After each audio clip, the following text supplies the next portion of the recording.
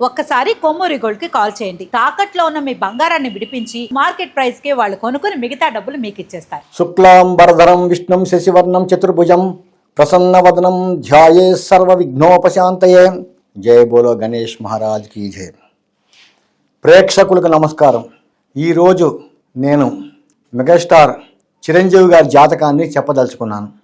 చిరంజీవి గారు 22/8/1955 ఉదయం 10 గంటల 10 నిమిషాలకి మొగల్తూర్, నర్సాపూర్ జిల్లా, వెస్ట్ గోదావరిలో ఆయన జన్మించారు. చిరంజీవి గారి జన్మ నక్షత్రం చిత్తా నక్షత్రం 2వ పాదం, రాశి కన్యారాశి, ఆయన జన్మలగ్నం తులాలగ్నం. తులాలగ్నానికి అత్యంత యోగకారకులైన గ్రహాలు లగ్నాధిపతి శుక్రుడు, చతుర్థ పంచమాధిపతి శని, అట్లాగే భాగ్య వ్యయాధిపతి రవి బుధుడు. ఈ 3 గ్రహాలు ఈ లగ్నానికి అత్యంత యోగకారంగా ఉంటాయి. చిరంజీవి గారి జాతకంలో చతుర్థ పంచమాధిపతిని శని ఉచ్చస్థితిలో ఉన్నాడు. శశి మహాపురుష యోగం ఏర్పడింది. ఈ యోగం వలన ఇది పంచమహాపురుష యోగాల్లో ఒక యోగం. పంచమహాపురుష యోగాలు 5: రిచిక మహాపురుష యోగము, భద్ర మహాపురుష యోగము, హంస మహాపురుష యోగము, మాలవ్య మహాపురుష యోగము, శశి మహాపురుష యోగము. ఈ 5 పంచమహాపురుష యోగాల్లో చిరంజీవి గారికి 2 యోగాలు ఉన్నాయి. ఒకటి శశి మహాపురుష యోగము, 2 హంస మహాపురుష యోగము.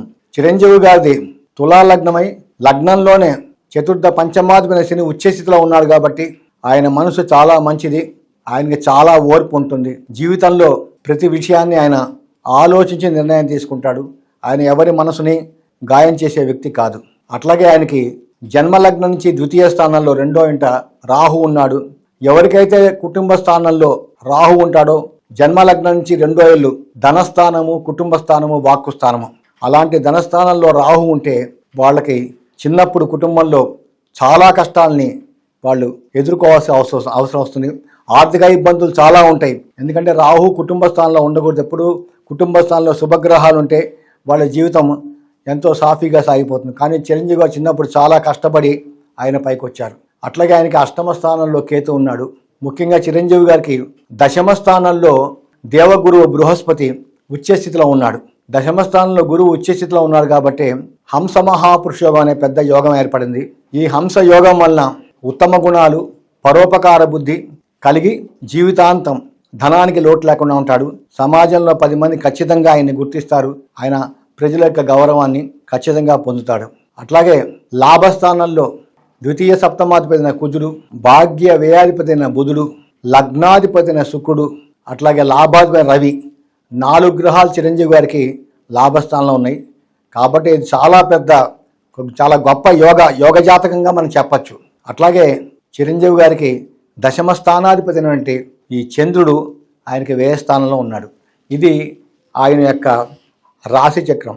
నవాంశ చక్రం ధనుర్లగ్నమై ద్వితీయంలో గురువు, చతుర్థంలో రాహు, పంచమంలో శుక్రశనులు, షష్ఠ స్థానంలో కుజరవిలు, దశమ స్థానంలో చంద్రకేతువులు, లాభస్థానంలో బుధుడు.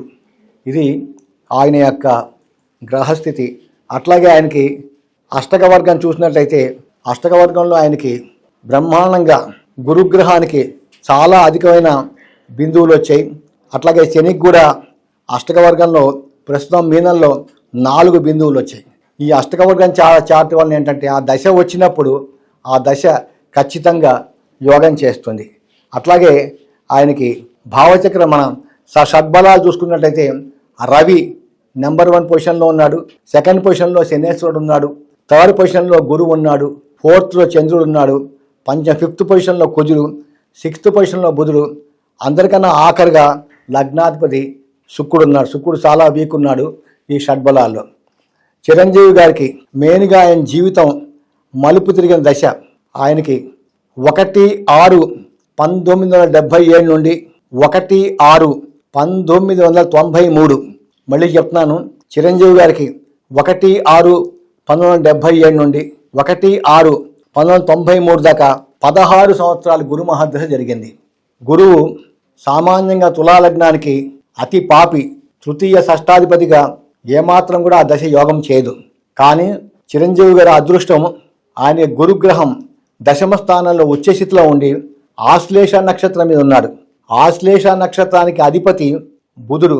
బుధుడు తులాలగ్నానికి షష్ఠ భాగ్యాధిపతిగా మన బుధుడు తులా లగ్నానికి భాగ్య వ్యయాధిపతిగా లాభస్థానంలో ఉండటం వలన ఈ గురు మహర్దశ విపరీతమైన యోగం చేసింది. ముఖ్యంగా ఆయనకి చిరంజీవి గారికి 27/1979 దాకా గురు మహర్దశ, గురువులో గురువు. 27/79 నుంచి 1/2/1982 దాకా గురు మహర్దశలో ఈ శని అంతర్దశ సామాన్యమైన ఫలితాలే ఇచ్చాయి. కానీ ఆయన జీవితాన్ని మలుపు తిప్పిన ఒక్కటే ఒక అంతర్దశ బుధ మహర్దశ. ఈ పీరియడ్ 1/2/1982 నుండి 7/5/1984 దాకా చిరంజీవి గారికి గురు మహర్దశలో ఈ బుధుడి అంతర్దశ మొదలైంది.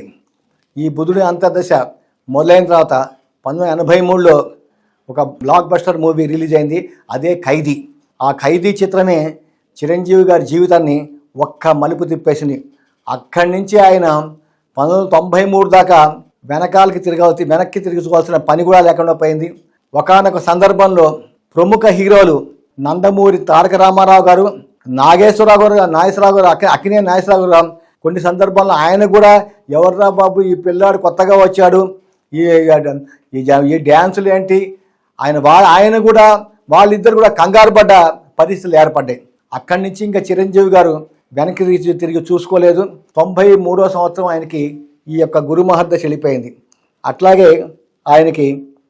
అలాగే చిరంజీవి గారికి 1/6/1993 నుంచి 1/6/2012 దాకా ఆయనకి 19 సంవత్సరాల శని మహాదశ బిగినైంది.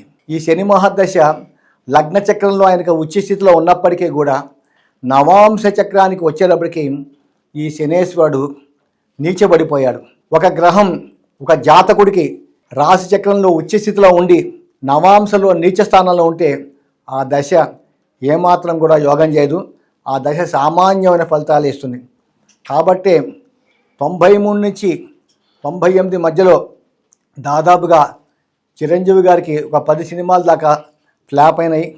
ఆ సమయంలో ఆయన చాలా నిరుత్సాహపడటం జరిగింది. అదే సందర్భంలో 2000 సంవత్సరంలో నన్ను ఇంజేటి చంద్రశేఖర్, చిరంజీవి గారి ప్రాణ స్నేహితుడు, నన్ను చిరంజీవి గారి దగ్గర తీసుకెళ్ళాడు. అప్పుడే నేను చిరంజీవి గారి జాతకాన్ని రాసి నేను చిరంజీవి గారికి విజయ బాపినడు గెస్ట్ హౌస్లో 2000 సంవత్సరంలో అందజేసి నేను చిరంజీవి గారికి ఒక మాట చెప్పాను. సార్, మీరు భవిష్యత్తులో మీరు రాజకీయాల్లో ఖచ్చితంగా వస్తున్నారు, ఇది మటుకు జరిగి తీరుతుంది, మీ జాతకంలో ఉందని నేను చెప్పాను. కానీ ఆయన మహానుభావుడు, ఆయన నవ్వుతూ ఒక మాట అన్నాడు, మీ జాతకం అట్టర్ ఫెయిల్యూర్ అవుతుంది, నా జీవితంలో ఎట్టి పరిస్థితుల్లో కూడా నేను రాజకీయాల్లోకి రాను, నాకు రాజకీయాలంటే అసహ్యం, నా జీవితం అంతా కూడా ఈ సినిమా రంగంలో గడిచిపోవాలని నేను భగవంతుని ప్రార్థన చేస్తున్నానని ఆయన అన్నాడు.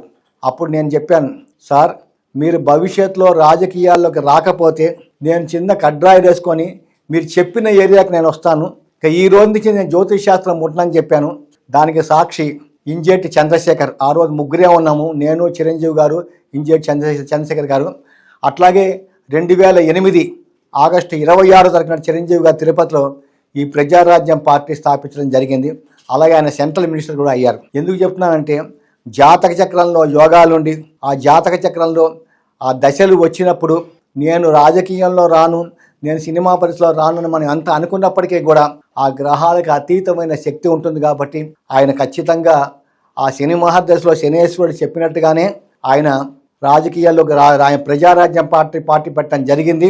అట్లాగే ఆయన సెంట్రల్ మినిస్టర్ కూడా ఇవ్వడం జరిగింది. ప్రస్తుతం చిరంజీవి గారికి 1/6/2012 నుండి 1/6/2029 దాకా 17 సంవత్సరాల ఈ బుధ మహాదశ జరుగుతుంది. ఈ బుధ మహాదశలో చాలా యోగం చేస్తాడు ఈ తులా లగ్నానికి భాగ్య వ్యయాధిపతిగా. ప్రస్తుతం చిరంజీవి గారికి 16/6/2024 నుండి 23/9/2026 దాకా ఆయనకి బుధ మహాదశలో ఈ గురువు యొక్క అంతర్దశ జరుగుతుంది. ఈ గురువు అంతర్దశ, గురువు దశమ స్థానంలో ఉచ్చ స్థితిలో ఉన్నాడు కాబట్టి ఈ గురువు అంతర్దశ విపరీతమైన యోగం చేస్తుంది. కాబట్టి ఆయన భవిష్యత్తులో ఆయన ఏ చిత్రంలో వచ్చినప్పటికీ కూడా నెక్స్ట్ ఆయన సినిమా రిలీజ్ అయితే ఆ సినిమా మటుకు సూపర్ డూపర్గా హిట్ అవుతుంది. ఆ విషయంలో ఎలాంటి అతిశయోక్తి లేదు. అలాగే 26 నుంచి 29 కూడా ఈ చిరంజీవి గారికి ఈ బుధ మహాదశలో శని అంతర్దశ జరుగుతుంది. శని అంతర్దశ కూడా విపరీతమైన రాజయోగం చేస్తుంది. ఆ విషయంలో తిరుగులేదు. కాబట్టి భవిష్యత్తులో చిరంజీవి గారి టైం చాలా బాగుంది. ఆయన ఇంకా మంచి చిత్రాల్లో నటించి ఇంకా మంచి పేరు తెచ్చుకోవాలని భగవంతుడు కలియుగ ప్రత్యక్ష దైవం శ్రీ వెంకటేశ్వర స్వామి గారు చిరంజీవి గారికి పూర్ణ ఆయుష్ ప్రసాదించి ఇంకా మంచి మంచి చిత్రాల్లో ఘన విజయాన్ని సాధించాలని మనసా వాచ కర్మని కోరుతూ సెలవు తీసుకుంటున్నాను. భవదీయుడు మీ జ్యోతిష్ శాస్త్రవేత్త కళానిధి రాంబాబు. నమస్కారం.